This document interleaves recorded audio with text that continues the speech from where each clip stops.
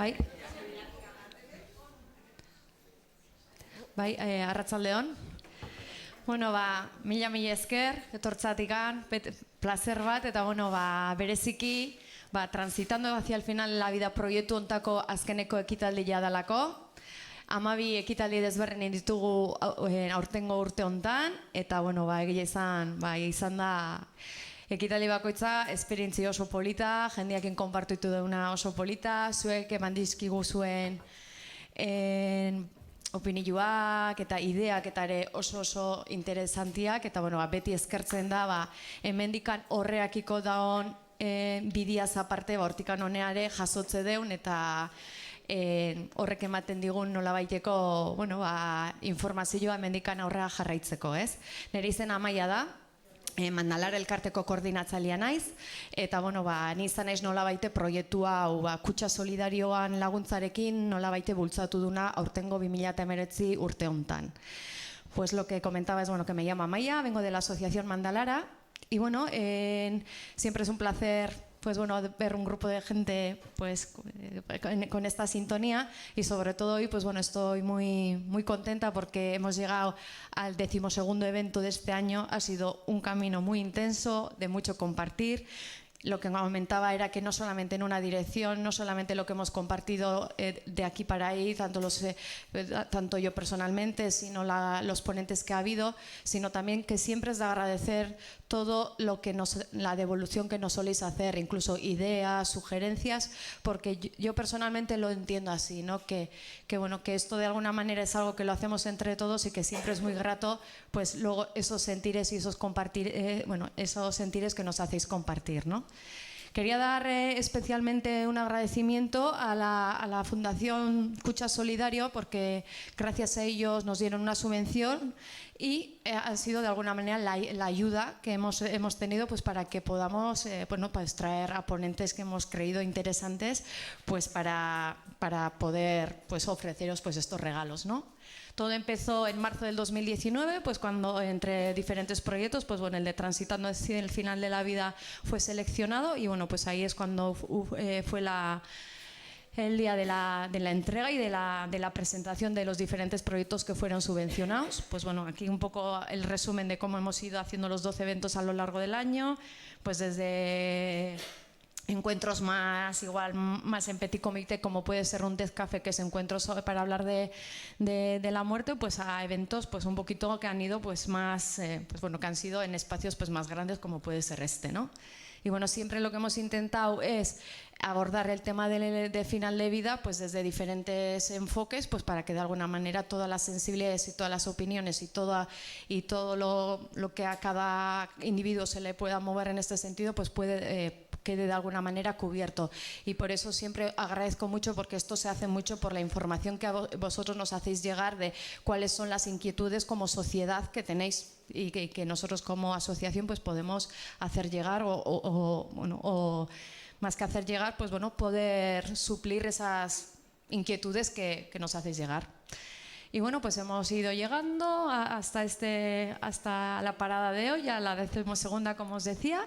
Y hoy un placer, siempre es un placer tener a todos los ponentes que hemos traído, pero en este caso porque ya hay una estrecha amistad. Ella se llama Mar López, es la presidenta de la Fundación Vivir un buen morir, que tiene la base en Zaragoza, pero también yo puedo decir así un poco orgullosa que ella es un poco euskaldun también, porque ella lleva 3 años aquí con nosotras, colaborando, aportando. Siempre que le hacemos cualquier tipo de invitación, siempre está dispuesta a venir.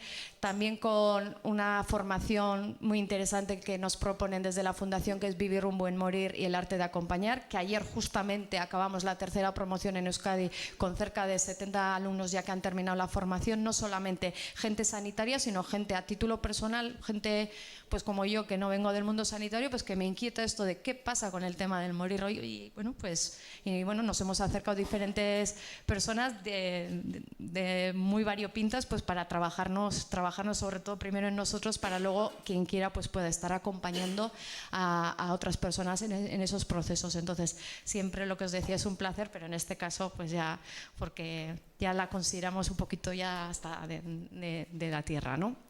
También os quería compartir que, bueno, que para la gente que os habéis perdido las conferencias anteriores, podéis entrar en YouTube, en la plataforma de Mandalara, y ahí podéis recuperar, incluso podéis escuchar esta porque lo van a grabar, o si queréis recuperar alguna que hasta ahora pues, bueno, no habéis podido escuchar, pues bueno, que tenéis oportunidad para todo ese material, de alguna manera, de todas las conferencias, las estamos subiendo poco a poco pues para que las podáis compartir, porque además me he dado cuenta que en este tipo de conferencias, una vez que lo escuchas aquí, luego lo escuchas en casa y tal, siempre le sacas unos matices diferentes y bueno, pues para eso están, ¿no?, las redes sociales.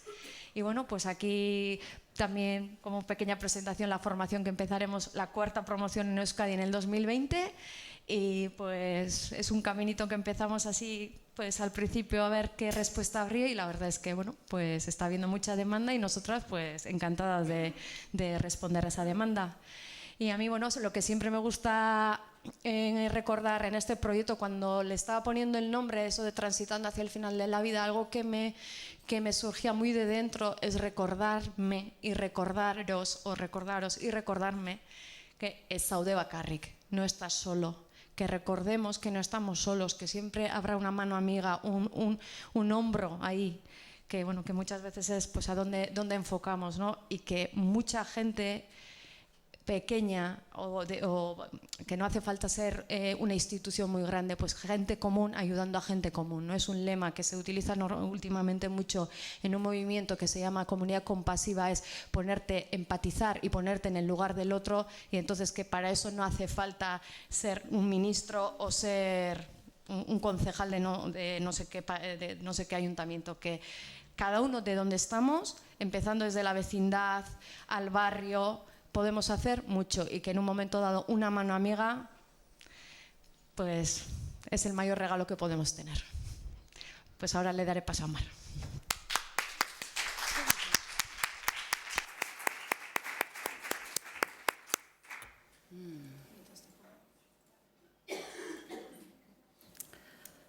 Mientras colocas... Es el bichito. Sí, ya está, ¿no? Pone la presentación. Pues muy buenas tardes. Muchísimas gracias, Amaya, no solo por la presentación, sino por todo este trabajo que ya son como 3 años, ¿no? La primera conferencia que di aquí con vosotros fue pues, organizada por Mandalara, y desde entonces aquí pues vaya recorrido, no solamente el del despliegue de la formación de la Fundación Vivir un Buen Morir, sino transitando hacia la vida, y todo este movimiento que no es por casualidad, es porque toca en nuestra sociedad, porque hay demanda.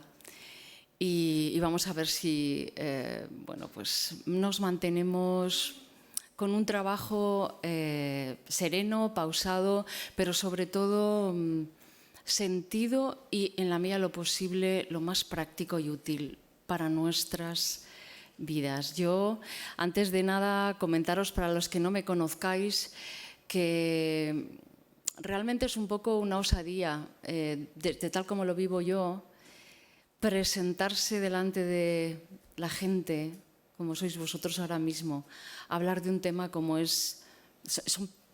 Son temas grandes, el nacer y el morir, pero especialmente el morir, que a todos, a todas nos produce pues cierto estrés, más consciente o menos consciente, más estresante o menos, pero que podemos ver en nuestras familias, en los hospitales, en las residencias, en general, cuando nos toca vivir una situación de final de vida, ya sea como profesionales, ya sea como familiares, ya sea en primera persona. Pues hombre, algo nos toca. Algunos salimos corriendo, la mayoría, otros tratamos de hacer las cosas, de hacer algo, ¿no? Cuando digo que me siento como un poco osada, es porque soy consciente de que, pues vamos a decirlo así, el sufrimiento que tenemos, que vivimos, que hemos visto sobre todo en nuestra sociedad, por los conflictos, por tener los conflictos que vemos a veces que se despliegan en situaciones que son de pérdida. Y si conflictos no solamente entre la familia, conflictos entre la persona que está en proceso de morir y su propia familia. Queremos una cosa, otros quieren otra, otros luchan, otros mejor déjame en paz. Profesionales que piensan que, mira, lo mejor es que ya te vayas a casa y te... En fin, ya sabéis lo que estoy diciendo, ¿no? Realmente necesitamos espacios de encuentro como los que desde Mandalara se organizan para poder reflexionar juntos y tratar de ver qué sufrimiento frente a la pérdida es inevitable y cuál es el que podemos evitar y ponernos a ello, ¿no? Entonces, una de las cosas que, como decía Amaya, la Fundación Vivir un Buen Morir nació en el 2007 en Zaragoza y ahora tenemos, pues tenemos ámbito nacional. Nuestra propuesta es un poco darnos cuenta que gran parte del sufrimiento que se añade al tema de final de vida surge por la falta de claridad, por una especie de yo no sé si llamarle superficialidad, pero hay como cierta ligereza a la hora de tratar los asuntos, hablando solamente que sí de la eutanasia, que sí de la muerte digna, qué es eso de la muerte digna. Hay bastante desconocimiento en general en la población, incluso también entre los profesionales sanitarios, de la legislación que nos obliga a todos, aprobada, como vamos a ver, tanto la Ley de Autonomía del Paciente como la Ley de Muerte Digna del País Vasco, que se llama así la Ley de Garantía de los Derechos y de la Dignidad de las Personas en el Proceso Final de Vida. Aprobadísimas, pero bueno, hay desconocimiento sencillamente. Y entonces, desde la Fundación, como digo, y desde esa observación que en su momento, por razones como todos personales, de sufrimientos que viví en mi historia personal, de que sentimos que las cosas se pueden hacer de otra manera, que no aumenten tanto el sufrimiento. Abro paréntesis, en mi caso, algunas de vosotras ya lo sabéis porque ya lo he dicho más veces. Cuando yo tenía 18 años, mis padres tuvieron un accidente de tráfico y mi madre se quedó en estado de coma, en estado vegetativo durante 5 años. 5 años en el hospital, con sus 5 noches. Y de alguna manera yo era muy jovencita, pero sentía que ahí había cosas que no tenían sentido, que eran absurdas, ¿no? No voy a entrar aquí en mi historia, pero la motivación para, como digo, tener la osadía de ponerme delante de vosotros es que me ha llevado pues toda una vida hasta aquí, que tampoco soy tan mayor, pero con el propósito de clarificar cuáles son las razones por las cuales algo tan natural como es nacer y morir, que sabemos todos que antes o después nos vamos a encontrar en esa situación y sin embargo actuamos como si eso no fuera a pasar y tomamos decisiones que aumentan el sufrimiento. Y repito, aumentan el sufrimiento de las personas que lo están viviendo, como si la muerte fuese algo que no es natural, ¿no? Y una de las cosas, y por eso quiero enganchar con el título de esta conferencia, porque este tema lo podemos enfocar de muchas maneras, uno de los temas es que la bioética como disciplina que se ocupa de esos desafíos, de esos retos que tiene la humanidad debido a los progresos tecnológicos, a los progresos de la ciencia que tanto bien nos hacen y nos han hecho que se nos alargue la vida, que se pueda haber reproducción asistida, que, en fin, cosas impensables.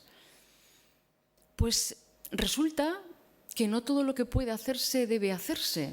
Y la ciencia de la bioética ha sido, como vamos a ver ahora, aquella que ha desarrollado los límites que no se deben transgredir en función, evidentemente, del campo del que estemos hablando.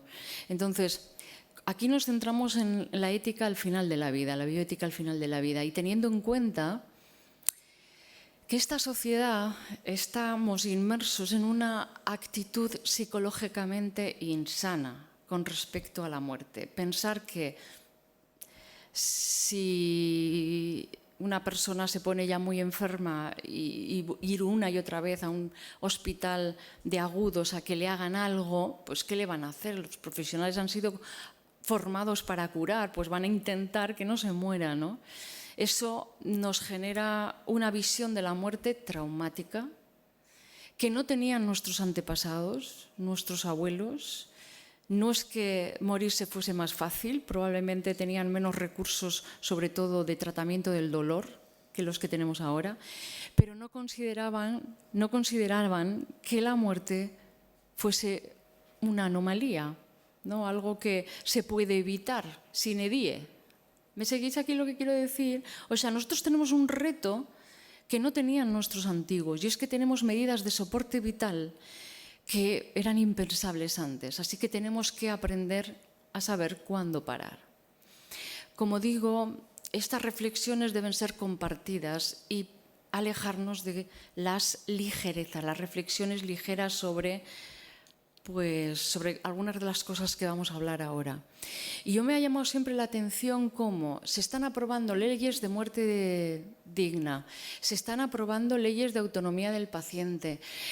Tenemos un cuerpo ya de legislación que, si se cumpliera, se podría evitar bastante, por no decir mucho, del sufrimiento que vemos. Y sin embargo, que no lo sepa, pues yo qué sé, pues que el zapatero de la esquina, pues oye, hasta cierto punto, pero que no lo sepan los profesionales sanitarios que están obligados a conocerlo, que no sepamos en qué medida nuestro familiar enfermo tiene derecho a decir hasta aquí o hasta aquí no, en qué medida una persona puede ser o no declarada incapacitada para tomar sus propias decisiones. Yo creo que necesitamos una pedagogía social, que nociones básicas de bioética ya creo que podemos difundirla. Esta conferencia, que por cierto, no sé hasta qué hora tenemos, Amaya. ¿Hasta las? Uy, madre mía, pues me tengo que dar un poco de prisa. Quiero decir que esta conferencia, humildemente, voy a tratar, sin ser una experta en bioética, soy la presidenta de la fundación, soy especialista en salud mental, en los máster la parte bioética era importante y me siento una comunicadora, una divulgadora. Parece que la ciencia de la bioética es tan sofisticada que las personas normales como nosotros no lo vamos a entender. Eso es desde los ciertos estamentos académicos, pero yo no estoy de acuerdo con eso y vamos a ver si me dais la razón o no al final. Que no creo que sea tan difícil comprender algunas nociones de bioética. Es un reto, como os decía antes, y cada vez tiene más importancia en la sociedad, no solamente por las medidas de soporte vital que pueden hacer que una persona esté crónica hasta que alguien decida que ya está bien, y normalmente el médico o esa toma de decisiones suele ser complicada, y porque, como vamos a ver ahora, cada vez se alzan más las voces de la sociedad que reclaman pues que ese sufrimiento añadido, absurdo, lo que consideramos que una vida no merece ser vivida, no merece la pena ser vivida en según qué situaciones, tiene que tener un límite. Y claro, pues ya sabemos que estamos viendo, además, que cada vez estamos más los que saltamos por encima de los 50, cada vez vamos a estar más, la pirámide de población se ha invertido y nos la vemos venir, ¿verdad? Los recursos no son suficientes, por lo menos los actuales, y además está viendo que se está alargando la vida de maneras que algunos de nosotros nos espantan, ¿no? Entonces, esas medidas de soporte vital han hecho también que haya cada vez un aumento mayor de enfermedades degenerativas, de enfermedades que se cronifican y personas que tienen, pues como mi madre, un traumatismo cráneoencefálico, un derrame cerebral. Todo el mundo se pone en modo estándar a hacer lo necesario y ahí tienes a una persona durante meses, probablemente años, cuando menos algún mes que otro, conectada sin posibilidades de recuperación, pero con alimentación parenteral, con, en algunos casos, respiración asistida o no. En fin, en esas situaciones en las que no nos gustaría vernos y acudimos y ahí están pues atadas a la cama para que no se quiten inconscientemente las medidas de soporte vital, y a todos nos espantan esas cosas, ¿no? Necesitamos una reflexión compartida, pero no desde la toma de opciones, digamos, a la ligera, sino reflexionando juntos. Eso es lo que pretendo en este ratito, teniendo en cuenta además que estamos en una sociedad cada vez más plural. Plural quiere decir multiétnica, multirreligiosa, no religiosa, en fin, cada uno reclama su derecho a ser atendido según sus propios valores y creencias. Y escasamente sabemos las que son propias como para saber las del paciente que tengo en la 202. El de la 202 para mí es un tumor de páncreas, no tiene ni nombre, como para interesarme qué religión tiene, si era religioso, si no era religioso, y todas esas cosas tienen que ser contempladas, como vamos a ver, porque así lo exige, entre otras cosas, la bioética y la legislación. Así como hemos dicho, el tema de la muerte, así como en otras épocas fue el sexo, el tabú, ahora lo es la muerte. ¿Tabú qué es? Tabú es eso de lo que mejor no se habla, que es de mal gusto hablar, o que, aunque veamos la necesidad de hablarlo, como es venir a una conferencia de estas, oye, que me voy, que he quedado con unas amigas que voy a ver una conferencia sobre el final de la vida. Oye, vaya gustos que tienes, hija.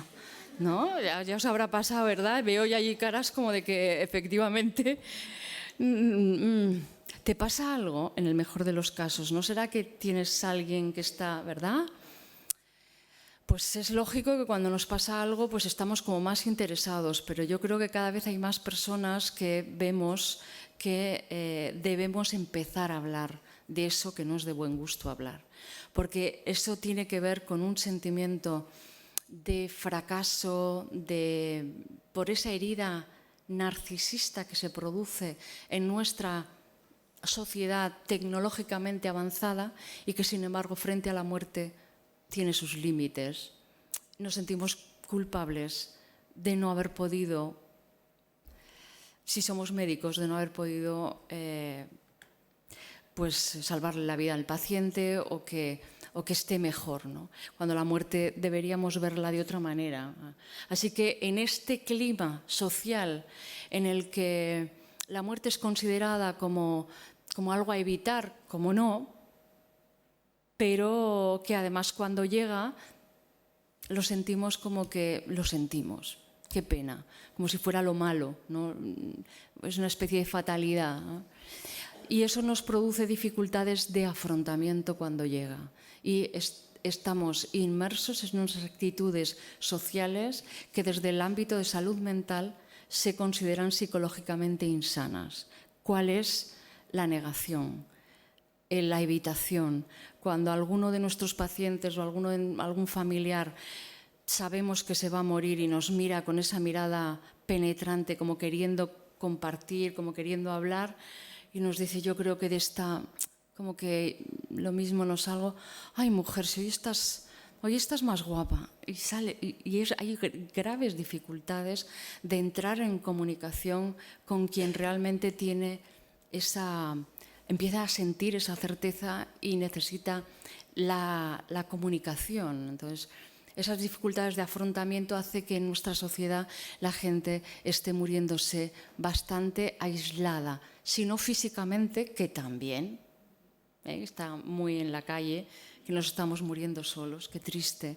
Pero aunque esté rodeado de gente, también hay soledad por la incapacidad de mirar de frente, como decía Gabriel Celaya, los vertiginosos ojos claros de la muerte. Tenemos una idea muy traumática, una idea no es lo real. La experiencia es que cuando se afronta lo real es bastante menos espantoso que lo que nos habíamos imaginado. Tanto seas tú el enfermo como sea tu familiar o tu paciente. Así que debemos empezar a mirar los temas del proceso de morir de una forma menos traumática, menos evitativa. Así que la bioética es la ciencia humana que se ocupa de elaborar unos procedimientos para que haya claridad en la toma de decisiones que, teniendo en cuenta las medidas de soporte vital, todos tenemos que tomar en un momento determinado u otro, ¿no? Para que, si no hay acuerdo, y convendréis conmigo en que frente a la muerte, frente a la perspectiva, a veces tenemos tanto estrés que el marido dice A, la mujer dice B, el padre dice C. O sea, que realmente no sabemos qué hacer. A veces la llevamos o no al hospital a la abuela, la operamos o no, nos operamos o no. Solemos quitarle a la persona protagonista pues el derecho a decidir por sí misma. Y ahí se genera conflicto. Si los implicados no están de acuerdo, la bioética es la ciencia que pone claridad. Y el derecho, es decir, eso se hace norma para poner los límites de lo permitido, ¿no? Dentro de lo que se ha considerado que límites deben o no transgredirse, ¿no? Así que entre bioética y legislación hay un estrecho vínculo, ¿no? Entendido como la norma de conducta que emana de la voluntad de todos. Y entonces diríamos, de la voluntad de todos a mí no me han preguntado, ¿no? Yo creo que es interesante que abordemos un poco qué es lo que las personas que se han puesto en la habitación de pensar, vale decir de sentir, y han puesto claridad para ofrecer a los demás, para ofrecernos a todos nosotros, una reflexión que tiene su metodología, que vamos a abordar aquí muy brevemente, para llegar a lo que realmente se considera lo más apropiado, ¿no? Entonces, para entrar un poquito deberíamos volver o deberíamos fijarnos un poco en la etimología de bioética. Bio, ya sabéis, significa vida. Y fijaos qué curioso, a mí me llamó mucho la atención que ethos, que viene del griego, y que tiene el mismo significado que el latín mor moris, y significa costumbre o hábito, ¿vale? Y fijaos, en nuestra lengua, bueno, en castellano, no sé en vasco qué expresión habría aquí. No, se me hace dificilísimo asomarme a la lengua, admiro muchísimo, pero seguro que alguna palabra tendréis también y posiblemente algo que aportar, ¿no? Porque las palabras transmiten el pensamiento y la sabiduría de los antiguos. Y a mí me llamó mucho la atención que ética tiene en nuestra cultura, digamos, vamos a decir, a nivel nacional del castellano, de la filosofía, tiene la connotación de ser una reflexión más filosófica, ¿no? Más filosófica sobre los deberes. Y en cambio, moral tiene más una connotación, ¿verdad?, de acciones que se consideran buenas o malas en función de un deber preestablecido. ¿Estáis de acuerdo con eso? Porque si no estamos de acuerdo nos ponemos a discutir aquí mismo, ¿no? Pero lo que me llamó mucho la atención es que realmente, etimológicamente, no es una ley divina lo que es la ética, sino que significa costumbre o hábito, y las sociales y las costumbres o hábitos de los pueblos siempre han tenido que adaptarse a la realidad de cada época, ¿no? Porque en unas épocas pues las realidades son unas y en otras son otras. Y en esta sociedad actual la tecnología de soporte vital pues es algo que no tenían los antiguos. Por eso es bueno darse cuenta que la ética tiene siempre que adaptarse a la realidad, ¿no? A lo que está sucediendo. Así, la bioética como un marco de reflexión interdisciplinar, y esto es muy importante porque a veces se considera que este tema es de los médicos, este tema es de los astronautas. En el caso de la bioética tiene que ser un marco en el que se implican los diferentes conocimientos que concurren en una misma situación. Así, lo que marca son los límites que no deben transgredirse, la dignidad humana sea siempre lo que preside la actuación y el rechazo de los criterios de mera eficacia técnica. Por tanto, teniendo en cuenta qué es lo que ocurre en nuestra sociedad, en cualquier residencia, aquí, os digo, en Euskadi estáis como varios cuerpos de ventaja a nivel de medios, a nivel de compromiso de las instituciones, en favorecer esto en comparación con otros sitios, con otras comunidades autónomas. Sin ir más lejos, la Comunidad Valenciana, la Comunidad de Madrid, Zaragoza, o sea, Aragón más o menos, nos queda todavía unas cuantas para llegar aquí. Pero aún así podemos estar de acuerdo, ¿no? Vosotros diríais que todavía es muy presente el hecho de que ahora mismo una amiga mía me ha llamado su madre, 86 años. La mujer con una diabetes de esas que, bueno, pues que le tienen que cortar una pierna, le han cortado ya la pierna, y la mujer que estaba ya muy flojita de corazón, muy flojita de los pulmones, pues claro, con semejante bajón, teniendo que recuperarse de una amputación, pues está pendiente de un hilo. Y me comentaba ahora mismo María Jesús que está sufriendo porque está en el hospital, se la quieren llevar a casa y hay una enfermera que está empeñada en que esa mujer no se muere y que no se está muriendo y que hay que sacarla para adelante y que le pongan una sonda y que le hagan, cuando la propia mujer ha dicho que de esa no sale, cuando la hija y el hijo, que son la familia, dicen pues vamos a hacer lo mejor que podamos para mamá, pero hay en ese momento una persona que ni siquiera es un médico, ¿no?, que de alguna manera transmite que esa mujer tiene que vivir. ¿Ah? Porque para ella es una amputación de una pierna que está curando bien, nada más. Entonces, oye, se curará y...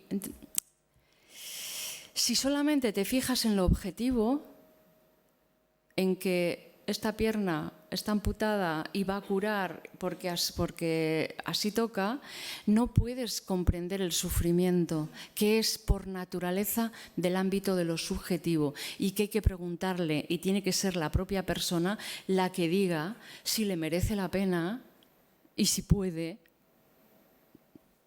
mantenerse otro mes más o lo que le digan en el hospital cuando ella lo que quiere es irse a su casa, ¿no?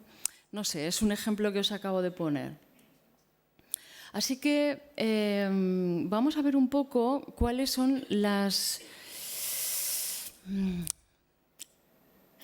códigos éticos que están coexistiendo actualmente en el ámbito sanitario y en la sociedad y que están colisionando a veces porque, primero, unas personas piensan unas cosas, otras piensan otras, y yo creo que desde el ámbito de la bioética estas nociones pueden ayudarnos a comprender primero por qué pasa lo que pasa y, entendiendo lo bueno y lo malo, os hago una propuesta.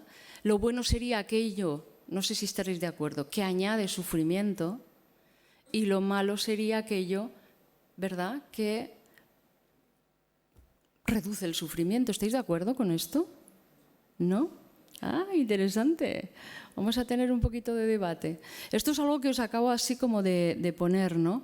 Porque efectivamente en el criterio, en la ética del principio de beneficencia, es un criterio ético en bioética, hay un bien Y es que el bien es el bien, la vida es el bien supremo. Y yo, que soy profesional sanitario, yo que soy médico, yo que soy tu madre, sé qué es lo que te conviene, porque tú en tu situación ahora, con la medicación que estás, con el atontamiento que tienes, posiblemente no sepas lo que te conviene, ¿no? Eso es el código deontológico. Deon en griego significa bien. Ahora vamos a ver cómo se llega así a eso. Entonces, desde el punto de vista de la ética, hay un bien, que es el principio de beneficencia, significa que yo, como médico, voy a procurar lo que sea necesario para hacerte el bien. Y el bien, yo, que soy el médico, aquí soy quien dice lo que es. Ese es básicamente el principio de beneficencia, porque soy más sabio o porque conozco esta patología, porque sé de qué va esto, etcétera, etcétera. Este es desde Hipócrates, que por eso os he puesto esa foto ahí, que por cierto, el juramento hipocrático, que es una expresión de la medicina en la que se compromete precisamente a favorecer, a hacer el bien, es una manera en la que se dice, ha ido cambiando con el tiempo, porque el juramento hipocrático original lo que decía era cosas tales como pues respetarás a los maestros, eran más bien respetarás a los maestros, no te irás con mujeres de la calle, no te acostarás con muchachos. O sea, es decir, que eran de aquella época, estamos hablando de la Grecia muy antigua, siglo V antes de Cristo, ¿no? Se ha ido adaptando a los nuevos tiempos, pero aún así parte de la idea de que yo sé qué es lo que te conviene y mi obligación es procurarte el bien, aunque tú me estés diciendo que no. ¿Lo vemos? Esto es uno de los criterios bioéticos establecidos. El otro que se conquistó y es relativamente muy reciente si lo comparamos con el anterior, a finales de los años 70 en Estados Unidos, entre otras, gracias a Elizabeth Kubler-Ross, que no sé si habéis oído hablar de ella, pero no solo, ha habido más gente, se empezó a reclamar que había que considerar la percepción subjetiva del paciente, que nadie se preocupaba, todo el mundo preocupándose de pues, su analítica y de a ver qué es lo que le está pasando en ese pulmón, pero nadie se está preocupando cómo vive subjetivamente lo que está viviendo. Entra por urgencias y uno que le pincha, le saca sangre, el otro lo meten en hacerle un TAC al otro, no sé qué, pero nadie se para como que es importante cómo se está sintiendo y si él o ella quiere o le merece la pena todo esto que le están haciendo. Y entonces se conquistó el derecho porque siempre hay algún que otro abogado encantado de ponerle una demanda al hospital. Y entonces en Estados Unidos pusieron alguna demanda como, mire usted, si a mí me hubiera dicho que me iba a pasar esto, lo otro y lo de más allá, si hubiera sabido que con los ciclos de quimio que me esperaban ya no iba a tener calidad de vida y que no me iba a curar, pues a lo mejor no me los hubiera puesto. Y quien dice ciclos de quimio dice otras cosas, ¿no? Dice operaciones, etc. Entonces se conquistó el derecho de que el paciente debe siempre dar su consentimiento informado. ¿Os suena el consentimiento informado? Es lo que te ponen siempre los médicos o las personas que te van a hacer una prueba para que lo firmes.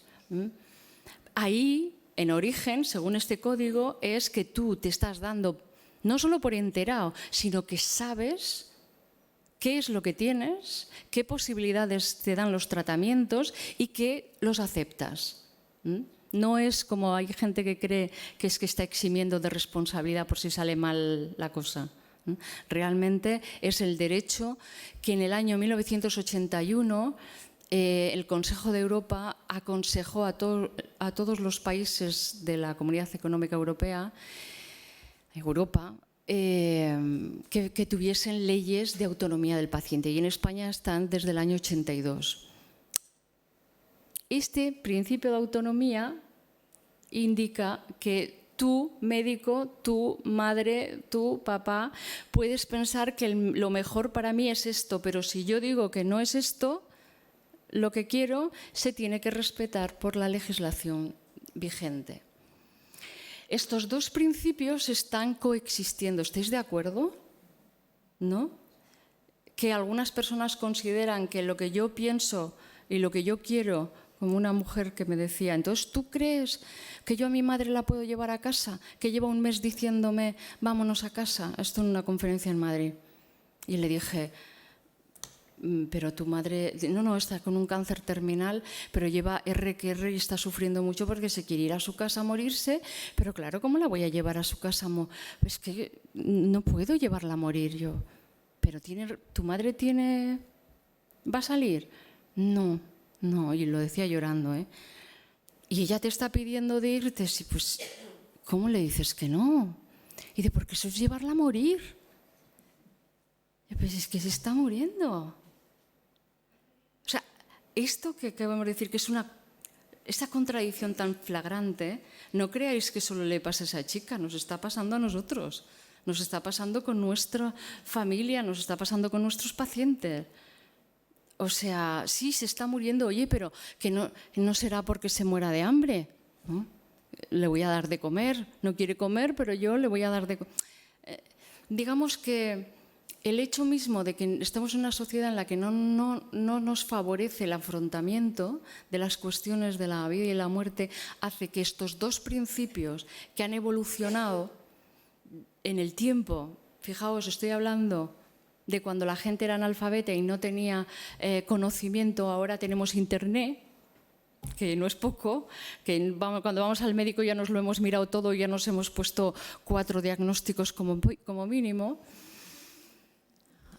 De esos tiempos a estos, entonces están coexistiendo y en muchos casos son los que están, digamos, generando el mayor conflicto. Y luego hay otro principio bioético del que no se habla, pero que es importante tenerlo en cuenta, y es el principio de justicia. Dicho así parece la justicia, pero básicamente significa que el bien común está por encima, se puede poner por encima de lo que tú consideres que quieres o necesitas. Un ejemplo, cuando estas epidemias del ébola, ¿no? Creo que fue que hubo un brote. Y entonces, si una persona con ébola o con una enfermedad infecciosa quiere irse a su casa, por mucho que quiera, el principio de autonomía no se lo van a conceder.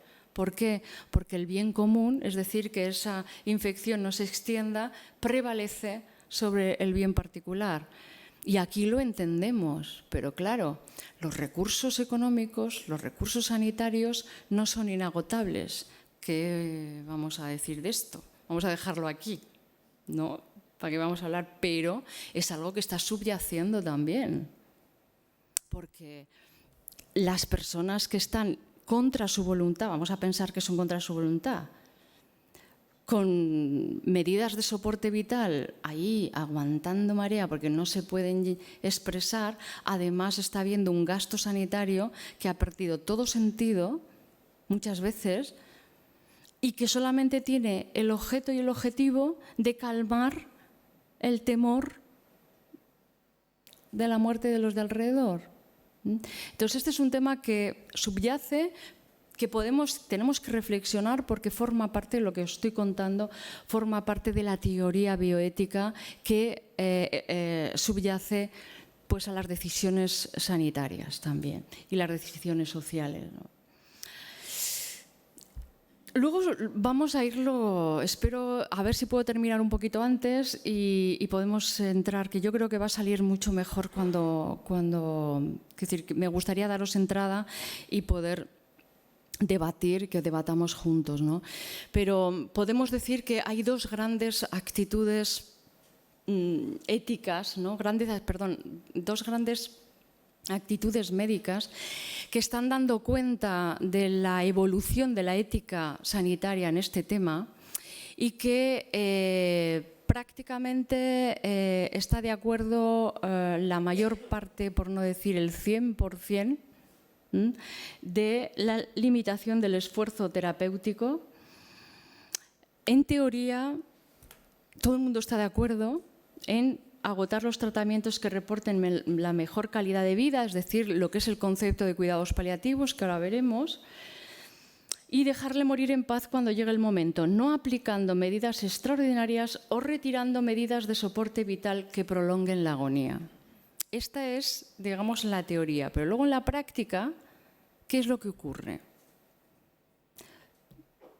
Mira, vamos a ponerle la sonda y luego se la quitamos. Me decía uno a mí cuando yo le decía que para qué le iba a poner una sonda a mi tío si se estaba muriendo. Una sonda de alimentación.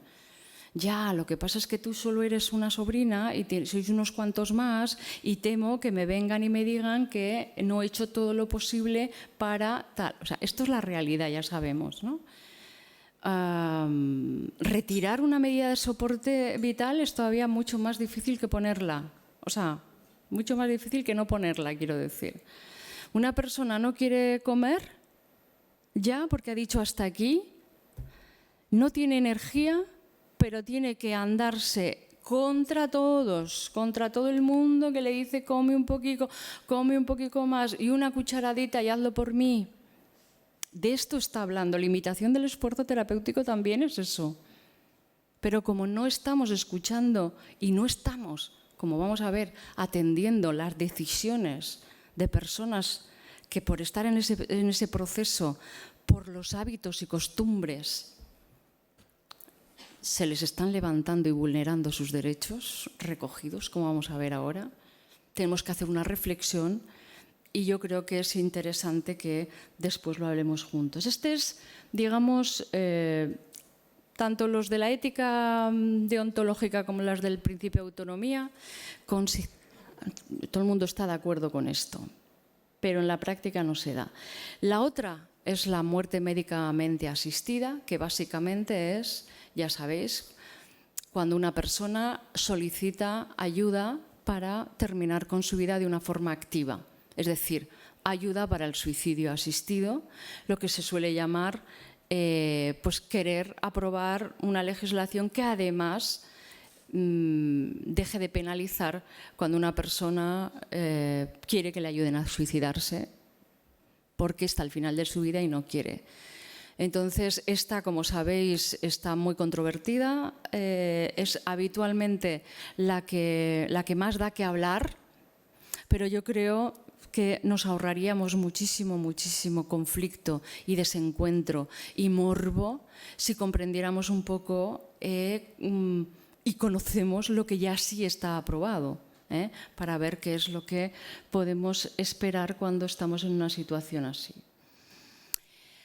Y en estas, la teoría bioética, eso que estamos hablando, considera que hay dos medidores para que esa ley, esa legislación, tanto la de muerte digna con limitación del esfuerzo terapéutico como la de asistencia al suicidio, tengan validez.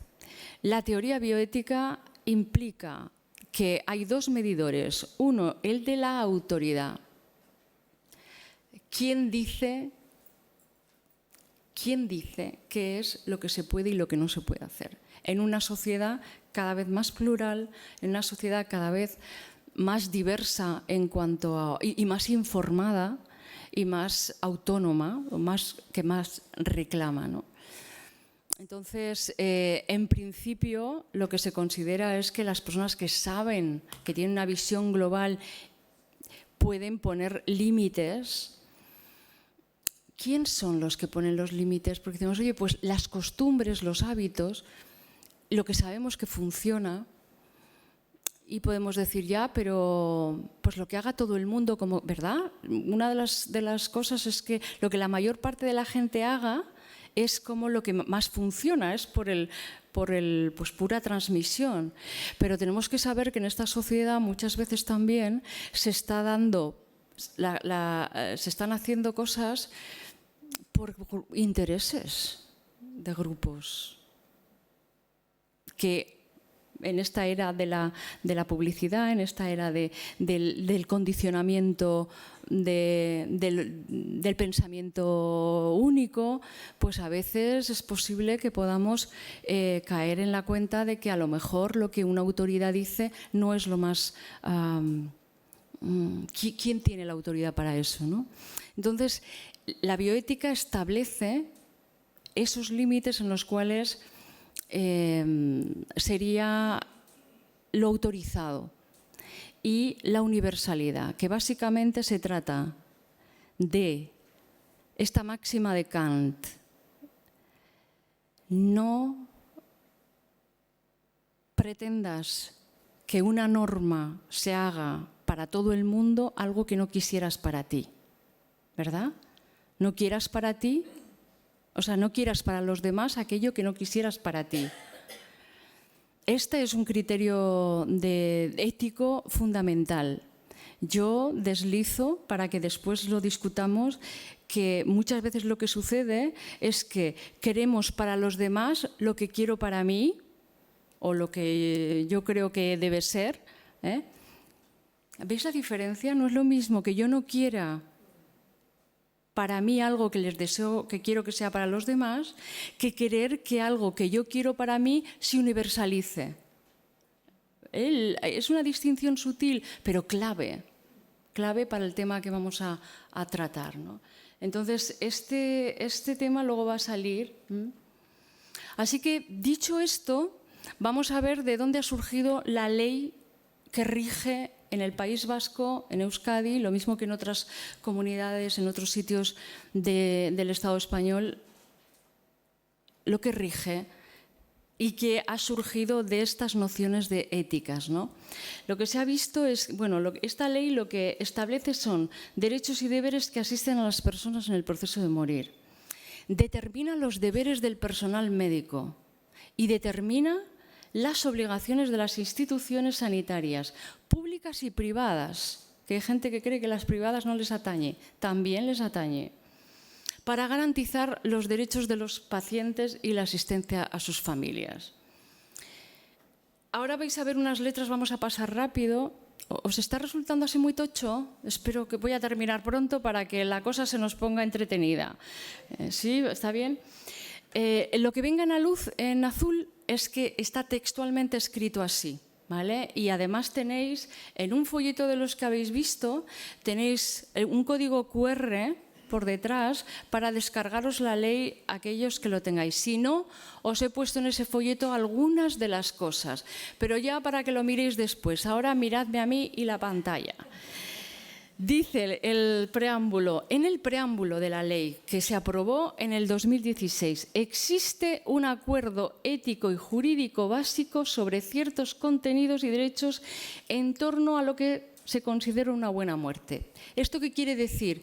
Que esta ley ha surgido de esta ciencia de reflexión, de considerar estos criterios bioéticos de los que acabamos de hablar y de los medidores de los que acabamos de hablar también. Y pensado todo eso, hemos visto que el derecho a recibir cuidados integrales y de calidad y derecho a que se respete la autonomía de la persona enferma también en el proceso final de su vida. Esto lo dice en el marco de decir, a pesar de que hay una ley de autonomía del paciente, está visto que no se cumple. Así que se ve necesario escribir una ley específica donde queden mucho más aclarados cuáles son las cosas que estamos obligados con respecto al final de vida. Rápido, ¿no? Os he puesto así como en los principios básicos garantizar el respeto a la dignidad, pero sobre todo lo que está subrayado me interesa que lo veamos. Dice, principio básico, impulsar la libertad, autonomía y voluntad de la persona respetando sus derechos, prioridades y valores, facilitando el diálogo y reflexión conjunta con el personal asistencial y sanitario. O sea, que se tiene que dar una conversación. Os tengo que decir que me sorprende también que en esta ley del País Vasco hay algunas cosas bastante más conservadoras que, por ejemplo, la de Aragón o la de Andalucía. y una de ellas es precisamente que se le da al personal sanitario pues un carácter de interlocución necesaria, cosa que en otros sitios no es tan así. Pero a cambio, por ejemplo, las obligaciones de las instituciones sanitarias están mucho más establecidas por ley. En otros sitios lo de las obligaciones de las instituciones no están tan pormenorizadas. Salvaguardar, por supuesto, intimidad y confidencialidad, garantizar igualdad y, atención, garantizar que el rechazo o interrupción de un diagnóstico, tratamiento o información por voluntad de la propia persona no causará ningún perjuicio en su derecho a recibir asistencia integral del ámbito social o sanitario en el proceso de final de su vida. Esto tiene que verse escrito, que la gente pensamos, la ley, porque hay mucho temor de que si le digo al médico o le digo en la planta o les digo que esto no lo quiero, yo no me veo para atender en casa esta sintomatología que tengo. Hay una mujer del Hospital de San Juan de Alicante, había sido enfermera, estaba en una fase final y tenía vomitaba sangre de rato en rato, se ahogaba y sabía que eso tenían que ser profesionales los que se lo atendieran, sola en casa no podía. Y entonces les dijo que tenía una hija que quería que la trasladasen a la planta de cuidados paliativos que había, y la oncóloga le dijo que no estaba para eso, que tenía que comer y que no estaba para morirse. Y entonces ella, que había sido enfermera y además estaba siendo asesorada por su hija, que le dijo, no, es que yo tengo derecho a decir que no quiero que me deis de comer. Y bueno, no se fue muy convencida y se vino con otra oncóloga que dijo, oiga, pero usted se quiere suicidar. Esto es un caso así como un poco exagerado, pero no os creáis que tan raro, por lo menos en otras partes. Pero mire, vamos a pasar un parte a psiquiatría porque usted está queriendo suicidarse. La mujer, que sabía qué curso iba a llevar su enfermedad, empezó a ponerse, pues claro, mucha tensión en su hija, en la habitación. Además había ido el sacerdote, tenía una excelente relación, un vínculo con un sacerdote que que tenía buenas condiciones, ¿no? Sin embargo, sabía que no se podía ir a casa y en el hospital le dijeron, no, que vengan los de psiquiatría para...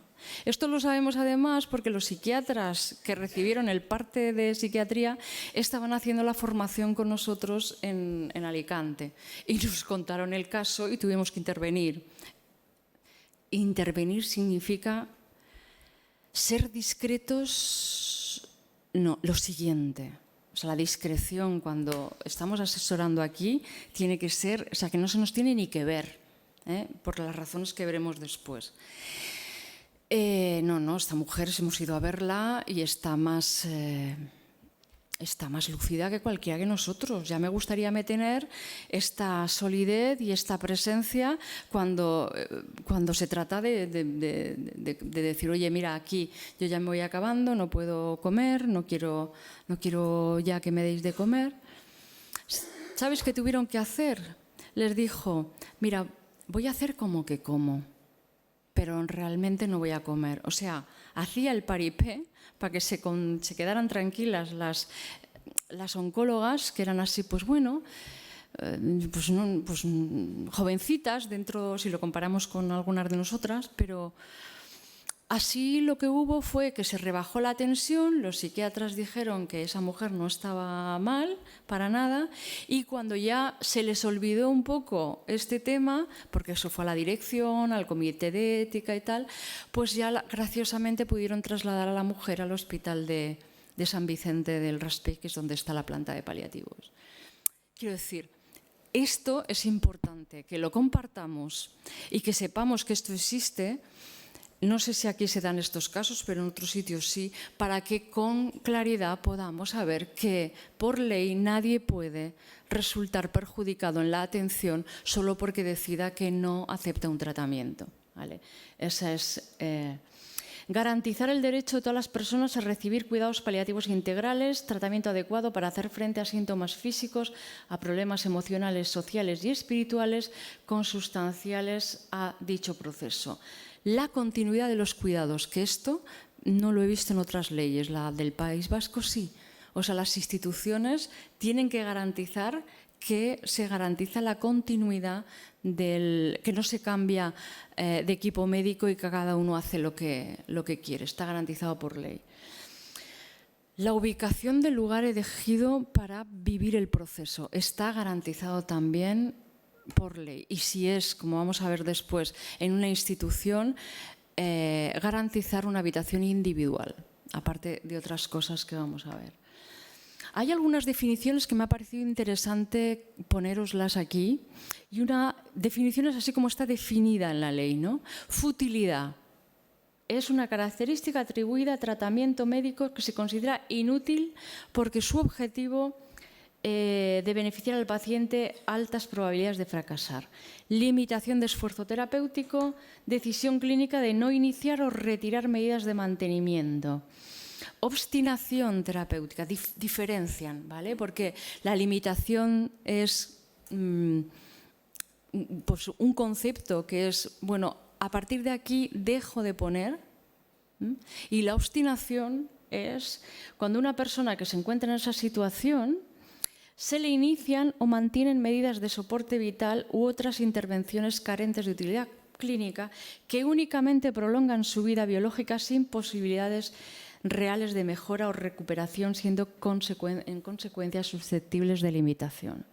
Aquí, como concepto, puede estar muy bien, pero las personas que están en agonía, por ejemplo, y que les ponen...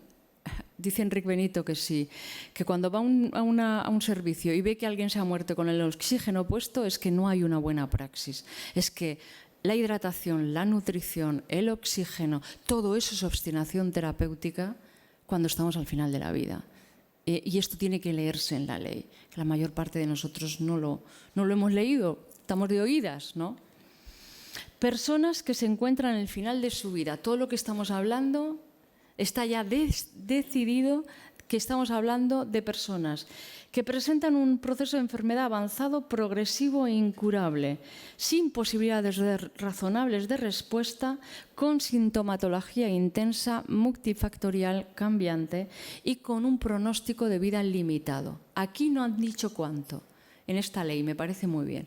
En otras dicen entre 6 meses y 1 año, porque eso es lo que el Consejo de Europa, en sus recomendaciones en los cuidados al final de la vida, dijo que una persona está al final de su vida no en la agonía, sino hasta entre 6 meses y 1 año. Pues esto, que parece un dato sin más, pues una gran diferencia.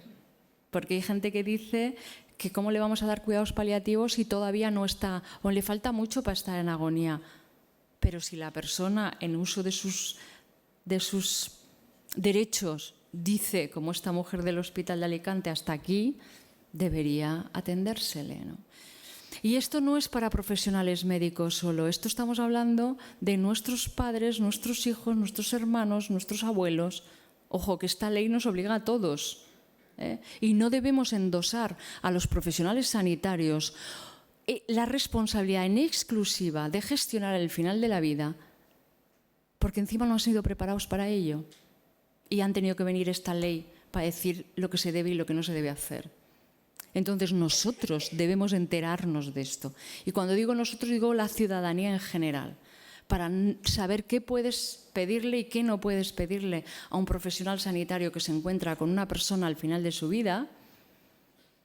Y en el caso, como estas oncólogas que os he dicho, que no estén de acuerdo, pues graciosamente le sacas la legislación que para eso está, ¿verdad? Y no que muchas veces nos metemos en situaciones de desesperación porque tememos, con mucha razón, que la gente haya confusión y no nos traten como pensamos que deben tratarnos a nosotros o a nuestros familiares.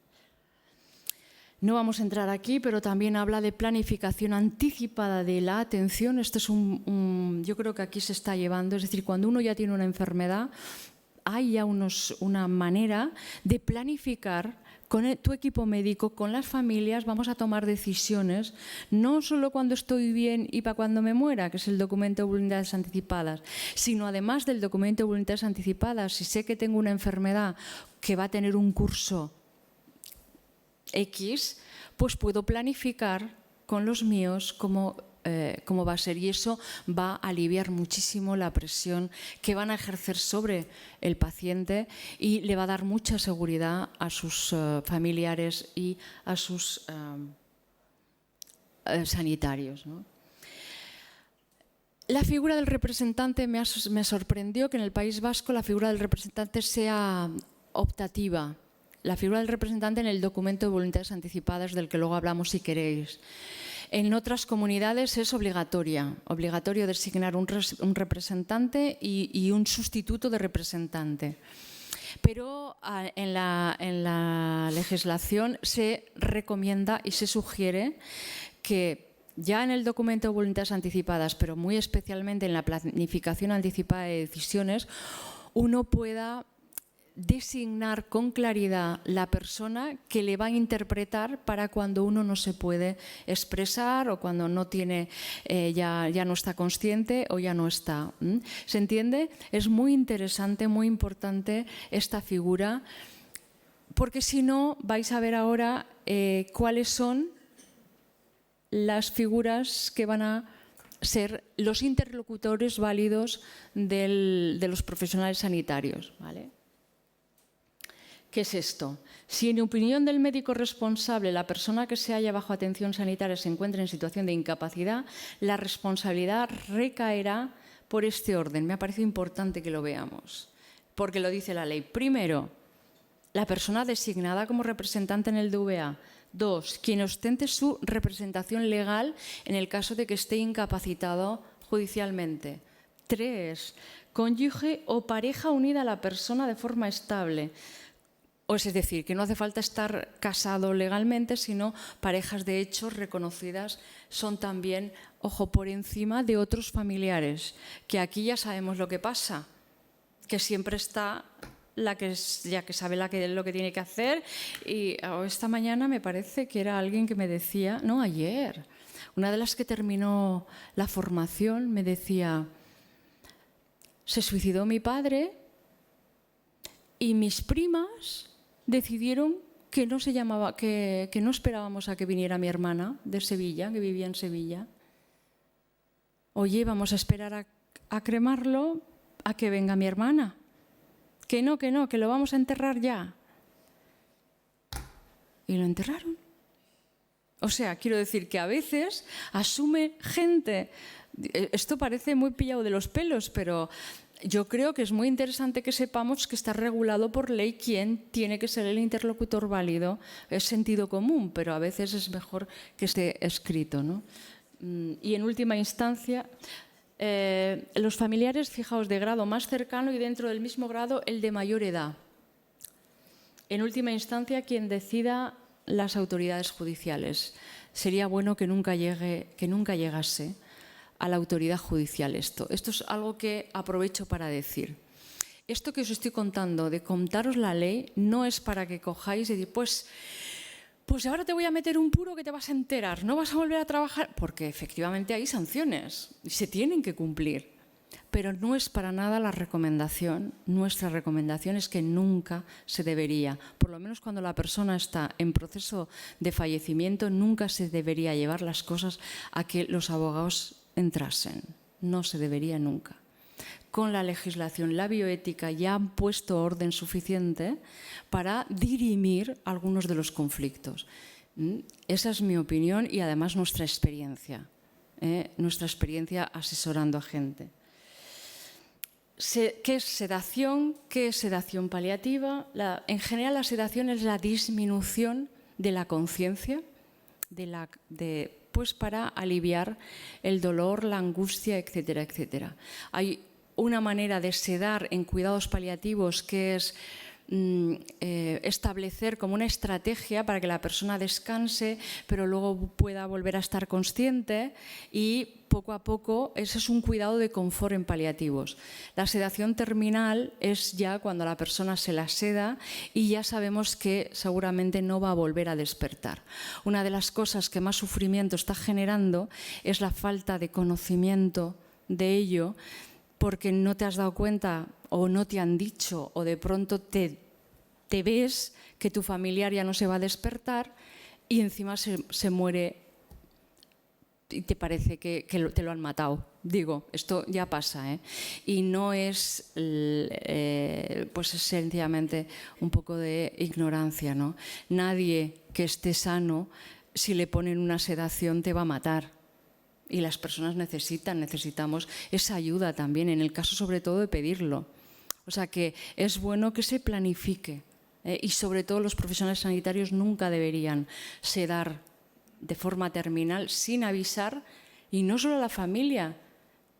O sea, que el paciente sea el que diga, y aunque no te conteste, hay que indicar: si quieres, te vamos a ir sedando. ¿Te parece bien? Siempre, aunque no esperes respuesta, porque no sabemos el estado en el conciencia en el que está. Hay muchas cosas que desde la formación tratamos de compartir y de transmitir sobre, bueno, pues personas que han vuelto de un estado de casi muerte, de una muerte clínica, y luego vienen, por las razones que sean, han salido de esas y te cuentan y te dicen lo que vio, lo que oyó, lo que le pareció. ¿Qué sabemos? Y como no lo sabemos, lo mejor es siempre, siempre decir: pues mira, ¿qué te parece?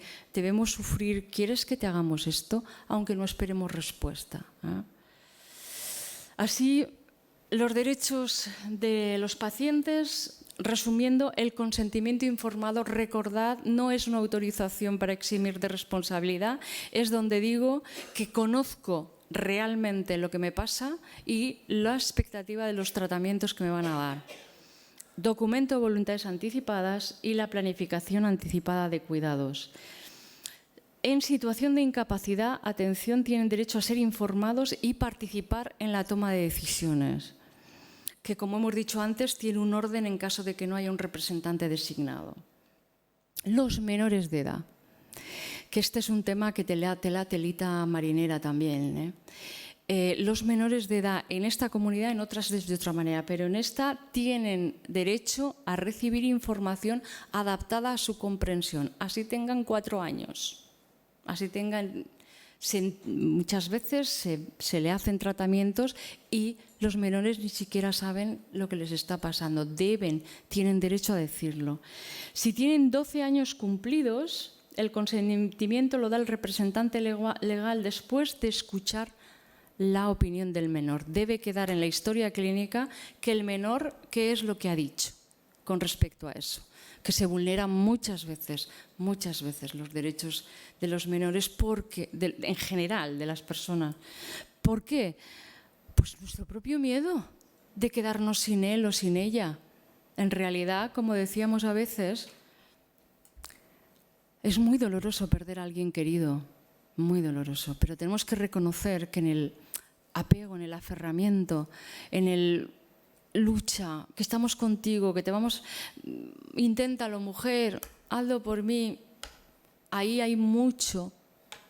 ¿Qué pensáis? Hay mucho de egoísmo también. Es que soy yo la que no quiero perderte a ti.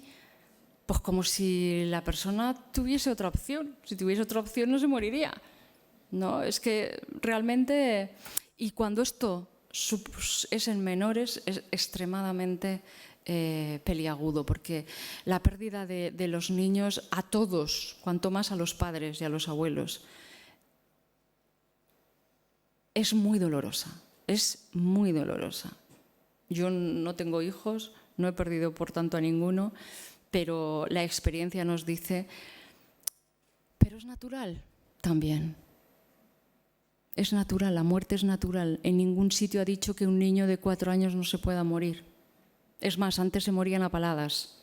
Por tanto, hay que respetar los derechos de los menores a expresar su opinión. Si son mayores con 16 años cumplidos o emancipados tienen derecho a que se cumpla ser autónomos en sus decisiones, aunque los padres serán informados y su opinión se tendrá en cuenta. Pero lo pone clarito, ¿verdad? O sea, así, resumiendo, derecho a cuidados paliativos integrales, y los cuidados paliativos son los físicos, que es por donde hay que empezar, bienestar, confort físico, no curar, sino cuidados de confort. Emocionales, es decir, que dentro de lo que son los cuidados sanitarios al final de la vida, la familia, sus relaciones, la del paciente, es objeto también de garantías de cuidado garantizados legalmente. O sea que los equipos sanitarios deberían incluir psicólogos, y de hecho lo hacen, para atender eso, ¿no? La sedación paliativa, la intimidad, confidencialidad, esto ya es lo que... Me gusta mucho la frase de Cicely Saunders, que se ha inspirado muchísimo el movimiento hospice, en esta monja que creó el Saint Christophe, que decía: importas por ser tú, importas hasta el último momento, y haremos todo lo posible no solo para ayudarte a morir mejor, sino para vivir hasta el final, porque uno está vivo hasta el último instante y debemos sostener la integridad de la persona hasta que fallece. No que deje de tener derechos solo por estar enferma. Eso es una consecuencia de nuestra incapacidad social actual, de afrontamiento. Y eso lo está sufriendo los que están ahí. Los profesionales están obligados a informar clínicamente y a valorar el discernimiento del paciente. Esto es interesante. En esta ley vasca está expresada con claridad que le toca al profesional médico valorar el grado de discernimiento y, por tanto, de capacidad o incapacidad para la toma de decisiones. Este asunto no es menor, pero básicamente observa el profesional si la persona está asimilando lo que se le dice, que por supuesto hay que decírselo con el ritmo de asimilación concreto de esa persona, y si puede compartir y comunicar lo que le han dicho, eso es un signo de que está capacitado para comprender lo que le está pasando. Y si es capaz de comprender las consecuencias que va a tener esa mala noticia o esa situación. ¿Se ha entendido? Los profesionales tienen para determinar el grado de capacidad, que muchas veces decimos: no, es que ese señor mayor, que ya la abuelica, es que no le vamos a decir nada. Y nos sorprendemos muchísimo cuando hablas de verdad con la persona y le da 14 vueltas a la hija, la abuela, ¿no? Tienen la obligación de explorar qué sabe, cuánto quiere saber y cómo comprende lo que va a pasar a partir de aquí, ¿no? Hay una buena praxis médica ya establecida, y todo aquel profesional que no se ajuste a ella, establecida al final de la vida, está haciéndolo mal. Así de simple. Deberá aceptar la elección libre del paciente con obligación, y esto lo dice claro, de respetar valores, creencias, preferencias, absteniéndose de convicciones personales. Evitar la obstinación terapéutica y ofrecer cuidados de confort teniendo en cuenta el documento de voluntades anticipadas. Las instituciones tienen que garantizar los derechos ya descritos, incluso ante negativa o ausencia del profesional, garantizando la continuidad de los cuidados. Por ejemplo, María Jesús, esta amiga mía que me preguntaba ahora mismo: oye, que es que esta enfermera es que nos está generando muchísima tensión. Y bueno, según la legislación, puedes indicar que esta persona no es adecuada para tratar ahora mismo esta situación de final de vida de tu madre. Yo no sé, aquí en Zaragoza eso es soltar una bomba. Decirle a una enfermera que no entre en esa habitación, que no se le... como decía mi padre, ¿no? Que también cuando estuvo ahí, pero si yo a esta no le invitaría a tomar un café en mi casa y tengo que aguantar que me lave el culo, llévame a casa. Estamos generando muchísima tensión. Seguramente esa profesional no sabe a qué está obligada. Por eso es bueno que lo sepamos todo el mundo, no solamente ellos, ¿no? Y yo no sé aquí si se está haciendo. Desde luego en otras comunidades la difusión, que es también obligación de las autoridades sanitarias, la difusión de la ley.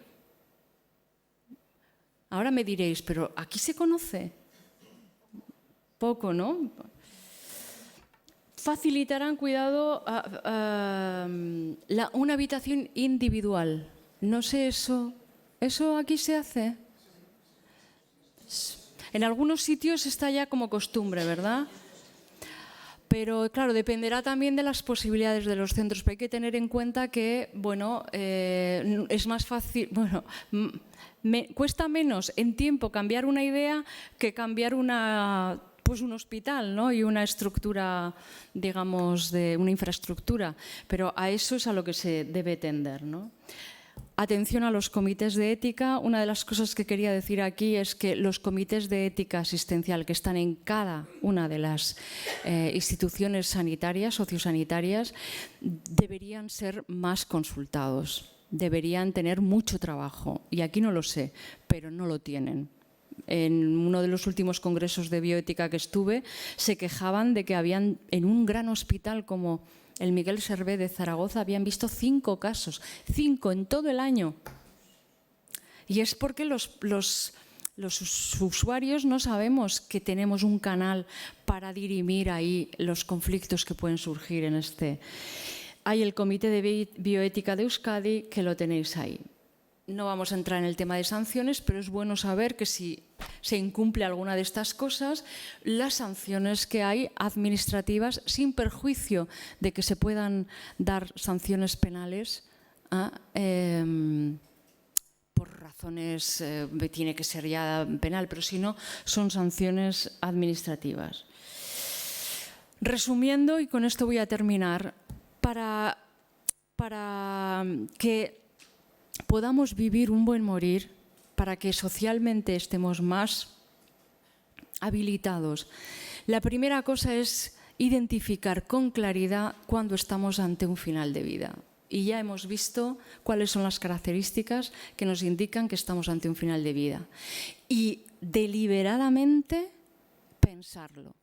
Es decir, esto es un final de vida. Y si es así, saber que cualquier actuación que implique no atender esa realidad, sino solo lo que nos gustaría que pasara, que es que viviera más, o a mí me gustaría que viviera siempre, eso va a suponer un sufrimiento añadido, es decir, hacer el mal.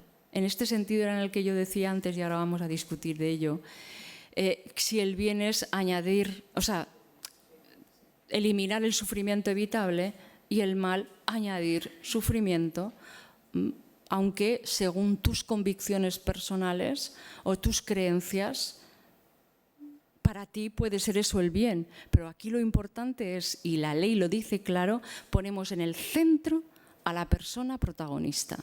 Y esto es impepinable. Eso es lo que está garantizado por ley.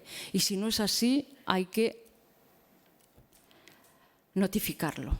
Y notificarlo puede ser en una situación, digamos, familiar, etcétera. Esto no se puede dar si no hay buena comunicación. Y la mentira, en los ámbitos al final de la vida, está legitimada. Debemos dejar de pensar que las mentiras piadosas suponen un beneficio, todo lo contrario. La mentira aísla. La persona sabe que no le están diciendo, que no se están comunicando. Y es muy triste que la muerte sea el final de la mentira, ¿no? El asunto es cómo comunicar, con qué ritmo, de qué manera, cómo entrar en comunicación auténtica. Para eso es para lo que siento que la formación que estamos haciendo aquí y en otras partes de España, pero con los mejores, pues con profesionales de referencia, puede ser de mucha ayuda, ¿no? Despedidas sabias y compasivas, ¿no? Y aquí os he puesto, despedidas, ¿qué quiere decir? Pues que morirse no es una emergencia médica. Que parece que las personas cuando expiran, de pronto todo el mundo empieza a llamar, que sea la funeraria, que sea el médico, que sea el no sé qué, que sea el... Calma, calma, calma, dejarse sentir, que hay toda una dimensión que se revela, que se eleva, si me permitís que se diga así, y aunque pueda ser triste la pérdida, puede ser una ocasión de experimentar y de compartir una atmósfera amorosa, que no necesariamente es sentimental o emotiva. El amor no, de verdad no se expresa a golpe de tambor y con grandes quejíos, ¿no? Como dirían en Andalucía. No, se expresa sobre todo en el silencio, en el sentir. Y cuando todo el mundo que está acompañando a una persona que está muriendo está a ello y no sale corriendo como un pollo asustado, esto se da. Entonces las despedidas significa, ¿por qué no?, lavar, vestir, recuperar esas tradiciones antiguas que además van a favorecer mucho el duelo posterior, ¿no? Entonces, recuperar un poco la oportunidad que tenemos de honrar por última vez a la persona, a ese cuerpo, y ir dándonos cuenta que nuestro ser querido, nuestro paciente, ya no está en ese cuerpo, porque se van pasando las horas y ya vemos que ahí no está. Y eso favorece la despedida. Es importante ver el cadáver, quien quiera, evidentemente, pero ponerle un poquito de coraje, hombre, que esa es la manera de abandonar esa cierta infantilización que se ha convertido un poco. Es como, ay, ¿cómo no? Ay, es que no quiero. Pues eso hace que vivamos emociones que son más dolorosas, ¿eh? Que porque no están a la altura de la capacidad humana, del potencial de conciencia y de reflexión sobre la vida y la muerte, ¿no? Así, voy a abrir ahora el tal, pero quería poneros así como unas fotos que os he puesto. Sogyal Rinpoche dice: los enfermos terminales moribundos se hallan en la situación más vulnerable de su vida y necesitarás toda tu habilidad, recursos de sensibilidad, afecto, compasión y yo diría que sobre todo autenticidad para permitir que se abran a ti. La comunicación auténtica necesita espacio, necesita lugares y personas que no quieren hacer cosas, que no quieren decirlo todo, que no quieren ser sabios, sino silencio, espacio, que haya espacio para que corra el aire, para escuchar el silencio, ¿no? Como os he dicho, los objetivos que ponemos yo aquí he puesto formación e información, porque así vamos destilando nuestros propios criterios, saber qué es lo que yo personalmente reflexiono con respecto a este tema, ¿no? Para eso clarificamos qué entiendo yo por un buen morir. El vecino puede entender lo que sea, porque creemos que todos entendemos lo mismo, pero para unos es, como decía una mujer en una conferencia, yo como mi perro. Eso para mí es yo cuando he tenido el perro malo lo he llevado al veterinario. Y sin embargo en la otra esquina tenías una que decía, espera, no, un buen morir es entregarse a lo que Dios quiera. Pues para cada uno era su forma de expresar, de vivir. Necesitamos destilar un poquito internamente qué es para mí. Adecuar los cuidados físicos a cada fase del proceso. No es lo mismo cuando uno empieza a estar malo que cuando ya está más deterioradito, que cuando estamos en agonía. Debemos adecuar a cada momento y paso, hay que reconocerlo. Atender necesidades espirituales, la comunicación, el amortaje, eso es lo que os he dicho, ¿no? Así, yo diría que estamos ya un poco para escucharos. No sé qué os parece, Amaya.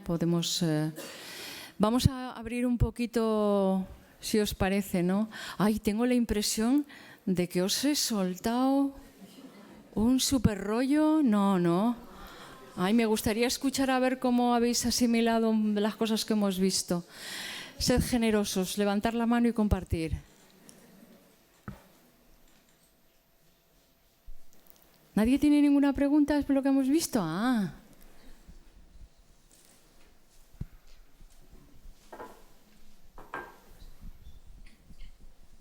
Buenas tardes. Buenas tardes. Yo he asistido a muchos enfermos terminales y en algunas ocasiones... ¿Como profesional? Sí. Y en muchas ocasiones he podido revivir a través de su propia infancia, hacerle un poco más atractiva esa definición que es la muerte, ¿no? Y en este sentido he podido observar en muchísimas ocasiones que se entregan con una facilidad a ese acto final y en algunas ocasiones han sentido gracias por comprender en ese instante todos los problemas que han tenido en su vida, y como una caricia que sienten en su rostro, te han manifestado con tanta dulzura que al final de esa época han comprendido que han tenido muchísimos errores. Y la gran facilidad con la que ellos comparten ese sentimiento, esa espiritualidad que yo manifiesto rotundamente, ¿no? Ha sido tan apoteósica que se convierten como en poetas. Sienten esa caricia del viento que les acaricia en ese momento su rostro, y como una lágrima furtiva creen que en esa primavera de despropósitos aparentemente han comprendido tantas cosas que les gustaría seguir hablando, pero ya esa decisión es la final. Y en tantos casos que he participado, que muchísima experiencia de esos acontecimientos, que para mí no son raros, pero sobre todo hay que mostrarles esa capacidad de amor, esa profundidad de lo que es el amor, ¿no? La simpatía, la caricia que ellos sienten en ese momento de poder manifestar sus deseos. Muchas gracias. Pues muchas gracias por compartir su experiencia. Es muy de agradecer que las voces que testimonian, porque ser testigo de la muerte de alguien, poder realmente estar ahí presente para recibir su mirada y sus realizaciones, ahí la mentira no cabe. Ahí solamente se puede generar lo auténtico.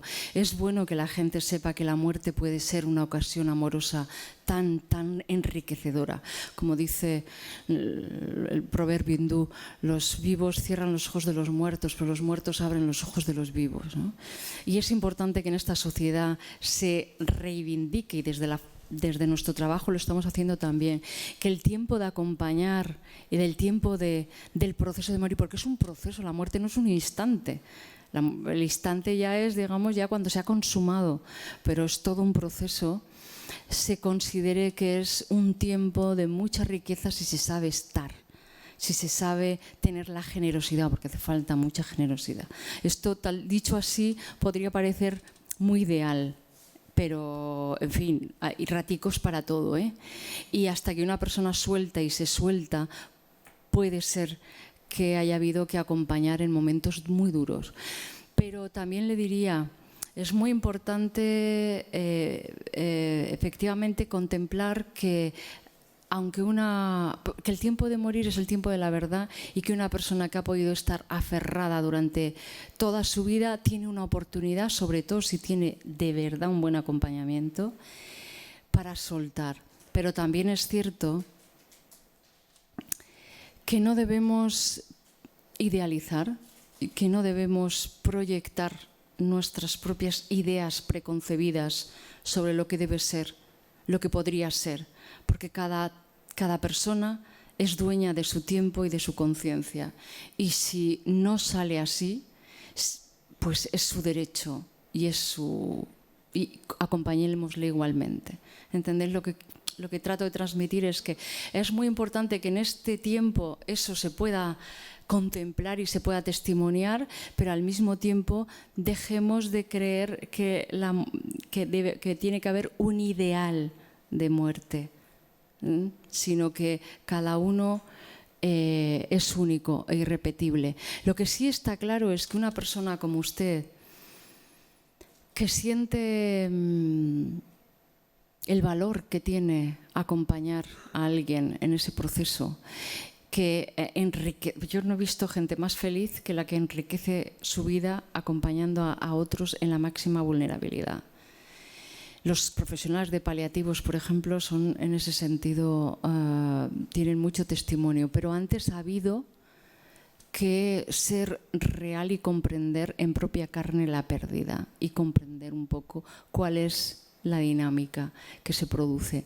Por eso yo siento que es necesaria la formación, porque si no, nos hacemos una idea de cómo tienen que ser las cosas, ¿sabes? Y luego vamos a acompañar y pues puede que sí o puede que no.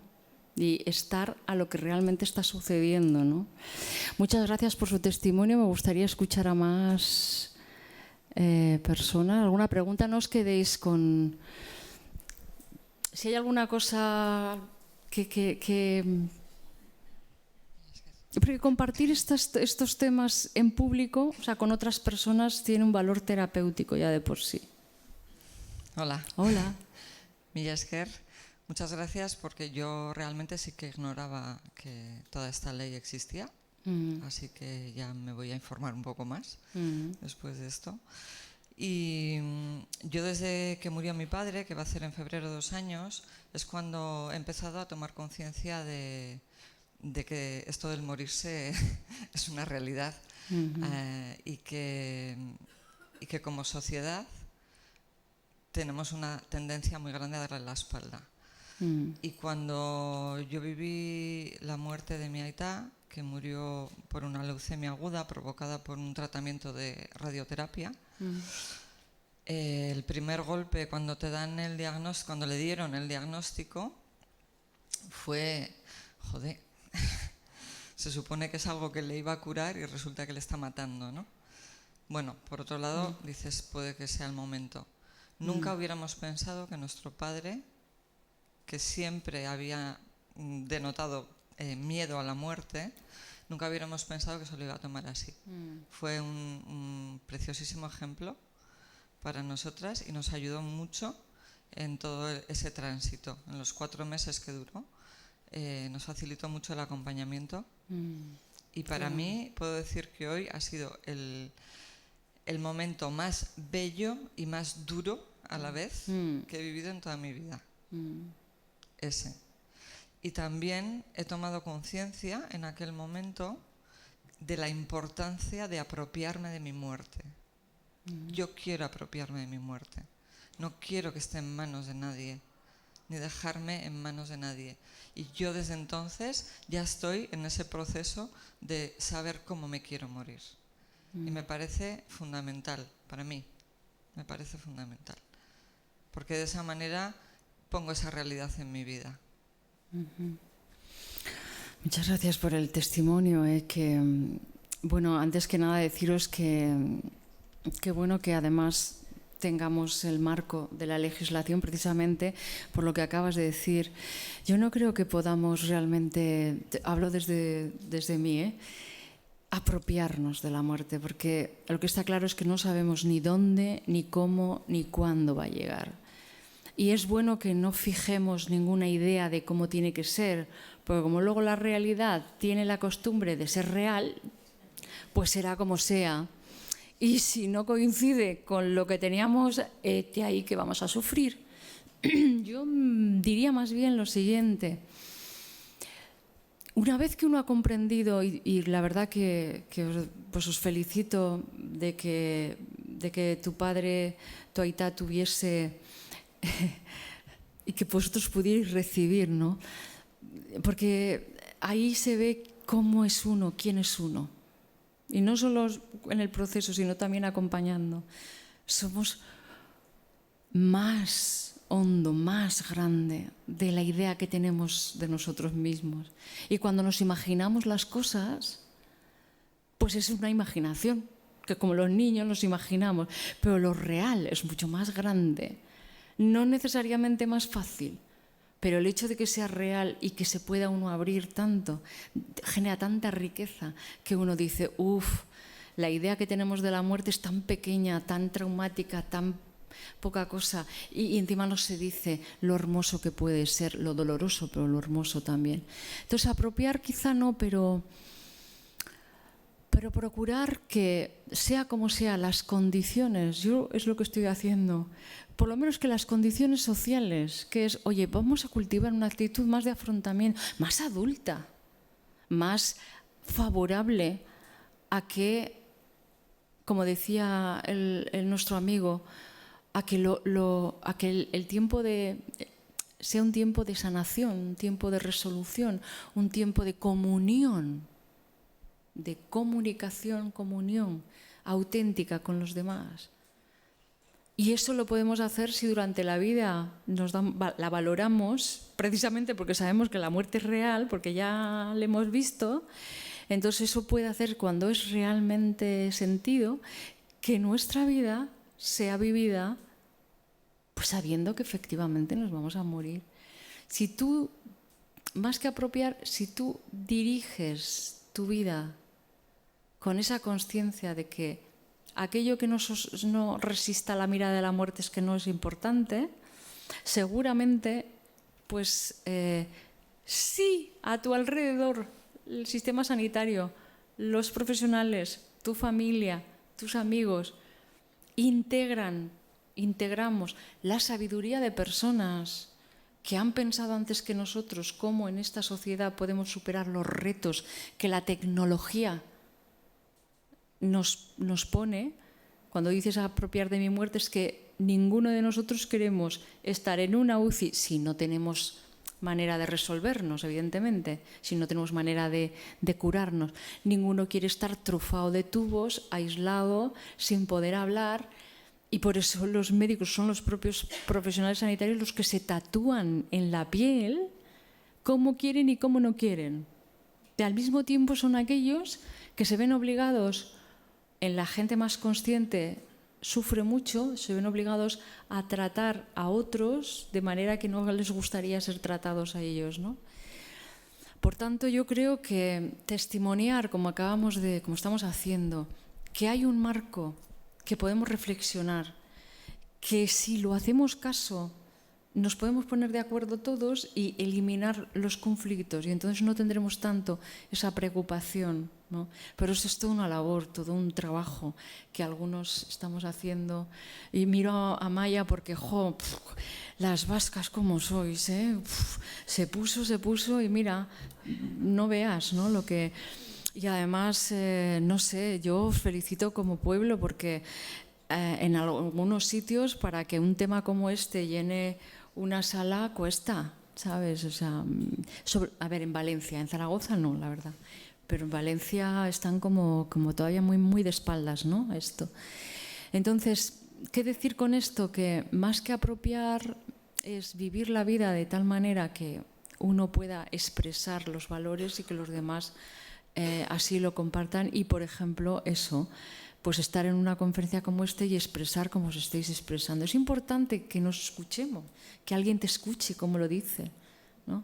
Así que nos escuchemos. ¿Quién más quiere ser escuchado? Ah, okay. Pero cortito, ¿eh? Sí, ya, ok. Bueno, agradecerte lo que estás contando desde ahí, a los que estamos aquí esperando que alguien nos cuente algo porque no sabemos nada. Entonces, bueno, este marco de bioética que has contado al final, a mí me sorprende que en el último momento haya tanta ley, tantas palabras de respeto, dignidad, quién puede hacer, quién no puede hacer, en qué orden, cuando es una cosa que solo aparece en el último momento y hasta entonces no hay nada. La bioética, ¿cómo se vive hasta en ese momento? Para mí yo creo que lo importante sería que, bueno, los niños siempre se habla del futuro y los niños, ¿no? Porque parece que en ellos puede empezar una cosa nueva, pero todos estamos aquí, que tengamos la oportunidad de hablar, de ir pensando qué va a pasar, de que no sea de repente una familia que ni se entera ni sabe cómo hablar entre ellos, de que hay que decidir. Un médico viene y dice una cosa, luego viene otro médico y dice otra completamente diferente. La ley sí te ampara, pero en cada escenario de muerte, en cada sala o en cada casa o en cada habitación, se está dando una tesitura muy diferente ante la misma muerte. Bueno, pues es eso, bioética en la vida, más que en el último momento, ¿no? Sí, pero fíjate que, sí, gracias por decirlo, porque me da la oportunidad de decir, esto es lo que estamos haciendo, es compartirlo, que sea una ocasión para hablar de ello, que nos vayamos acostumbrando a las palabras, que nos vayamos acostumbrando al marco que va a ordenar qué es lo que se debe y lo que no se debe hacer cuando ponemos a la persona en el centro, para que cuando te toca, como tú misma dices, sí, ahí la ley y todo lo que quieras, pero nos ha cogido, voy a decir una grosería, nos ha cogido con los pantalones abajo, que es lo que nos pasa a casi todos, y claro, es traumático. Entonces, si va habiendo una educación, una pedagogía, que es a lo que nos estamos un poco dedicando, y las personas que veis necesario eso, sin obsesionarse, ¿eh? Porque de pronto esto no tiene que ser todo, vamos a pensar en la muerte, pero de vez en cuando, reflexionar, compartir estas reflexiones personales, íntimas, pues te va a facilitar que lo puedas hacer con tu padre, con tu hermana, con tu... ¿Sabes? Es como que aquí vamos aprendiendo un poco, porque hay una sociedad que hasta lo que hemos venido hasta aquí, pues no es de buen gusto hablar de ello. Entonces tendremos que cambiarlo, ¿no? Y eso es lo que pretendemos con esto. Así que te puedes sumar al carro cuando quieras, ¿eh? Así que... Pues no sé, aquí lo tenemos que dejar. Muchísimas gracias por vuestra atención. Ya sabéis dónde estamos.